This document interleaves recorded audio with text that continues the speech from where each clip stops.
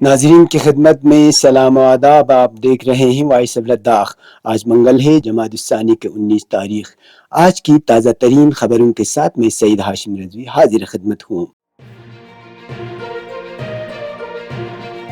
آپ دیکھ رہے ہیں آپ کا پسندیدہ news channel Voice of Ladakh.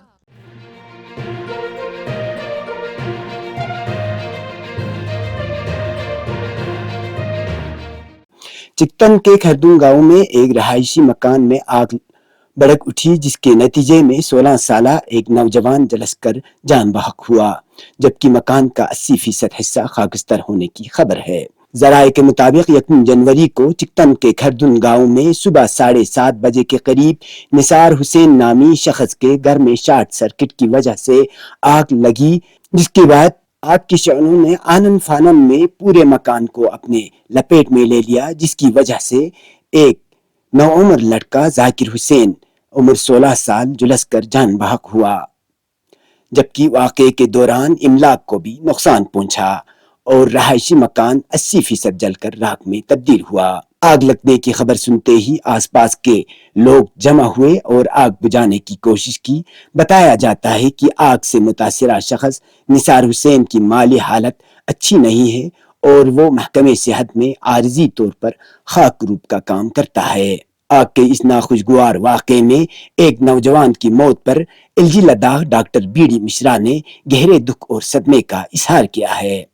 دریاسنا ہل کونسل کرگل کے سربراہ ڈاکٹر جعفر آخون نے غمزدہ خاندان سے اظہار تعزیت کی. سی ڈاکٹر موصوف نے متعلقہ محکمے سے متاثرہ خاندان کو فوری طور مناسب امداد فراہم کرنے کی سفارش کی اور محکمہ ریونیو کو ہدایت دی کہ وہ املاک کو ہوئے نقصان کا تخمینہ لے اور جلد از جلد رپورٹ پیش کرے. انجمن بہبود سادات کی جانب سے یہ اطلاع دی جاتی ہے کہ کل مورخ 3 جنوری بمطابق 20 جمادی الثانی بروز بدوار صبح 10 بجے سید مہدی میموریل ہال میں ایک پروقار جشن محفل یوم مادر کے عنوان سے منایا جائے گا. لہٰذا تمام مومنین و عاشقان حضرت فاطمہ زہرا سلام اللہ علیہا سے گزارش ہے کہ وقت مقررہ محفل عید سعید میں شرکت فرما کر ثواب دارین حاصل کریں.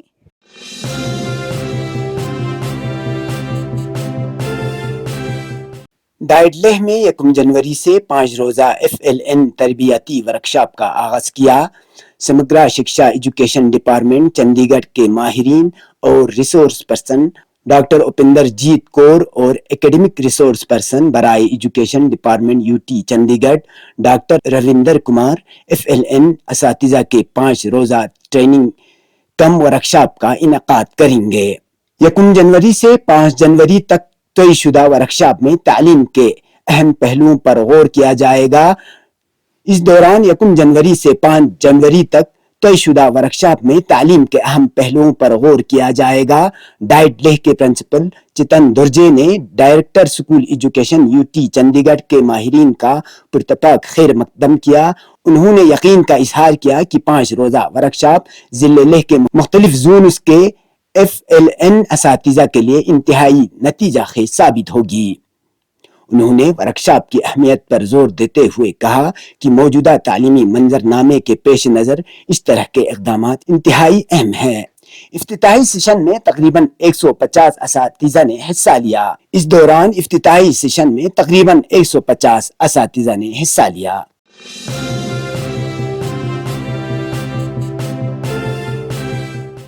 لداخ پولیس کی جانب سے موصولہ ٹریفک پلان کے مطابق آج 2 جنوری بروز منگل کرگل سے سری نگر اور سری نگر سے کرگل مقررہ اوقات میں دو طرفہ ٹریفک کو چلنے کی اجازت دی گئی، جس میں تمام چھوٹے بڑے گاڑیاں شامل ہیں. اسی طرح کرگل زنسکار سڑک پر بھی مقررہ اوقات میں تمام قسم کی گاڑیوں کو دونوں طرف سے چلنے کی اجازت دی گئی. گزشتہ 24 گھنٹوں کے دوران کرگل میں درجہ حرارت کم سے کم -9.9 ڈگری سینٹی گریڈ درج کیا گیا. اسی طرح لیہ ضلع میں درجہ حرارت کم سے کم -10.9 ڈگری سینٹی گریڈ، زنسکار میں کم سے کم -14.9 ڈگری سینٹی گریڈ اور دراس میں درجہ حرارت کم سے کم -13.7 ڈگری سینٹی گریڈ ریکارڈ کیا گیا.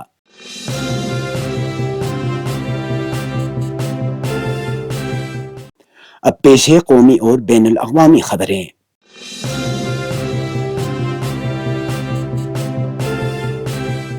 نئے تعزیری قوانین میں سڑک حادثے کے بعد ڈرائیوروں کے فرار ہو جانے کی صورت میں 10 سال قید اور 7 لاکھ روپے جرمانے کی سزا تجویز کیے جانے پر ملک بھر میں ڈرائیوروں میں شدید برہمی ہے۔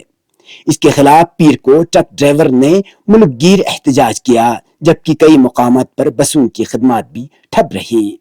واضح رہے کہ مودی سرکار کے پاس کردہ نئے تعزیری قوانین میں سڑک حادثوں کے ہٹ اینڈ رن کیس میں ملزم ڈرائیور کے لیے سزا کئی گنا بڑھا دی گئی ہے۔ سابقہ قوانین میں جرم ثابت ہونے پر سزا 2 سال تھی۔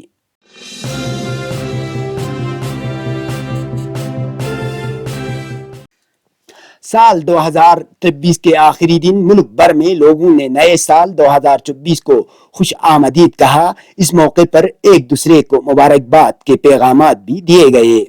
اسی سلسلے میں کانگریس جنرل سیکرٹری پرینکا گاندھی نے بھی ہم وطنوں کو مبارکباد کا پیغام دیا، لیکن ان کے پیغام میں اسرائیل اور حماس کی جنگ میں غزہ کے اندر مارے گئے لوگوں کا ذکر بھی کیا گیا۔ قابل ذکر ہے کہ پرینکا گاندھی اسرائیل اور حماس کے درمیان جاری جنگ کے بارے میں آواز اٹھاتی رہی ہیں اور غزہ پر حملوں کے حوالے سے مسلسل جنگ بندی کا مطالبہ کرتی رہی ہیں۔ انہوں نے ایک ویڈیو بھی شیئر کیا ہے جس میں ایک طرف لوگ نئے سال کا جشن منا رہے ہیں اور آتش بازی کی جا رہی ہے، تو دوسری طرف غزہ میں کھنڈرات اور دھماکوں کو دکھایا گیا ہے۔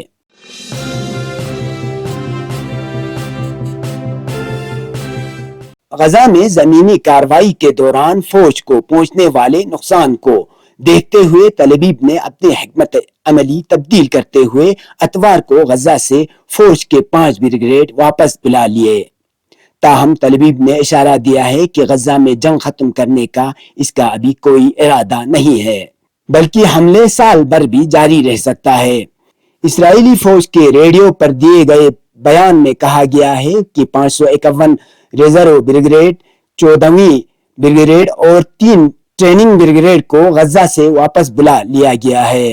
اسرائیل کی ایک نیوز سائٹ اور چینل 12 ٹیلی ویژن نے گزشتہ دنوں اعلان کیا تھا کہ گولانی بریگیڈ کے دستے بھاری نقصان اٹھانے کے بعد غزہ سے آرام کے لیے واپس چلے گئے۔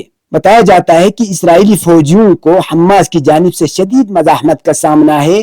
غیر ملکی میڈیا کے مطابق کئی محاذوں پر صہیونی فوج کو پسپائی اور ناکامی کا سامنا کرنا پڑ رہا ہے۔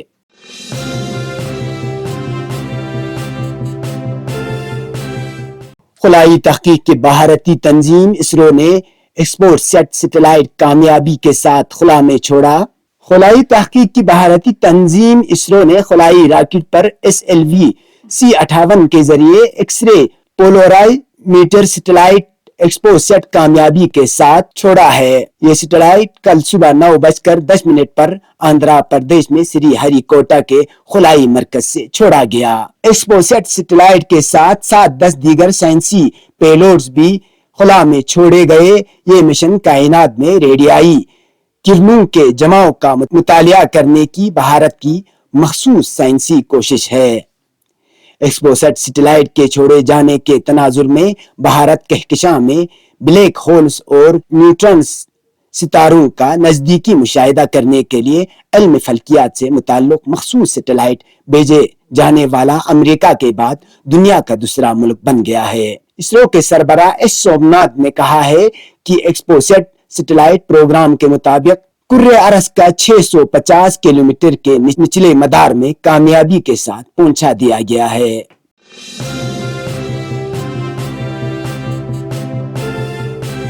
القسام بریگیڈ کے ترجمان ابو عبیدہ نے دعویٰ کیا ہے کہ 4 دن میں صہیونی فوج کی 71 گاڑیاں تباہ اور 16 صہیونی فوج ہلاک، نیز درجنوں دیگر صہیونی فوجی زخمی بھی ہوئے ہیں۔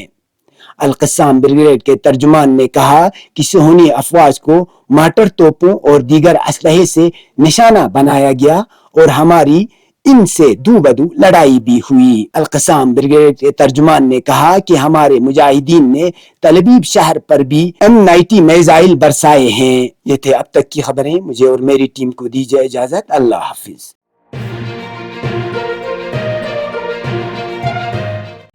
مقامی، قومی اور بین الاقوامی خبروں سے باخبر رہنے کے لیے چینل کو لائک، شیئر اور سبسکرائب کریں، ساتھ ہی بیل آئیکن دبانا نہ بھولیں۔